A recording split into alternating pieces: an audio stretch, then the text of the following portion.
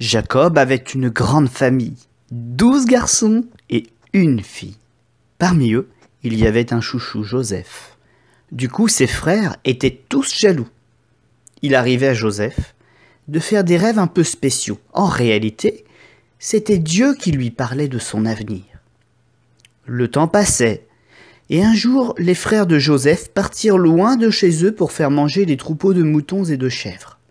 Jacob, leur père, demanda à Joseph d'aller voir comment se passait le travail. Joseph retrouva ses frères, qui l'attrapèrent et le jetèrent dans un puits. Ils ne l'aimaient pas. Ils décidèrent finalement de le vendre à des marchands qui allaient en Égypte.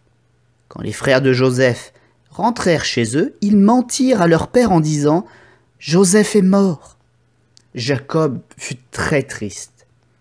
Joseph arriva en Égypte et fut vendu à un homme qui travaillait pour Pharaon. Il s'appelait Potiphar. Joseph travaillait bien et avait toute la confiance de son maître. C'est lui qui gérait tout dans la maison. Mais la femme de Potiphar aimait secrètement Joseph et cherchait à le faire venir à elle. Joseph, qui était honnête, refusa toujours, car il ne voulait pas pécher contre Dieu. Joseph dut s'échapper, mais la femme de Potiphar réussit à arracher un bout de son vêtement pour faire croire qu'il lui avait fait du mal. Elle n'était pas contente, et elle dit à son mari que Joseph était mauvais. Potiphar, en colère, décida donc de le faire jeter en prison. C'était difficile, mais Dieu resta avec Joseph dans la prison. Encore une fois, grâce à Dieu, tout ce que Joseph faisait lui réussissait.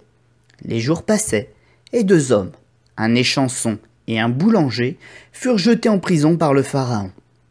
Ils finirent par avouer à Joseph qu'ils avaient eu des rêves de l'avenir, mais qu'ils ne les comprenaient pas.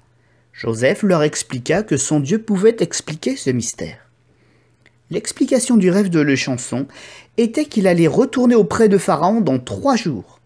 Joseph lui demanda de ne pas l'oublier et, s'il le pouvait, de le faire libérer. Pendant longtemps, Joseph resta en prison, mais voilà qu'à son tour, le Pharaon fit un rêve, dont il ne comprenait pas la signification. Toutefois, il savait que cela était très important et passait son temps à y repenser. L'échanson se rappela de Joseph et recommanda à Pharaon de l'écouter. Pharaon fit venir Joseph auprès de lui.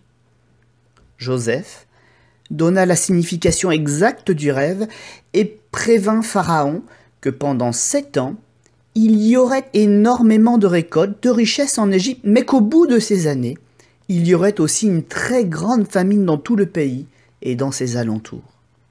Joseph lui conseilla de trouver quelqu'un qui serait capable de faire des réserves et de bien gérer les récoltes pour ne manquer de rien durant cette période difficile. Pharaon ne voyait personne de plus sage ni de plus intelligent que Joseph.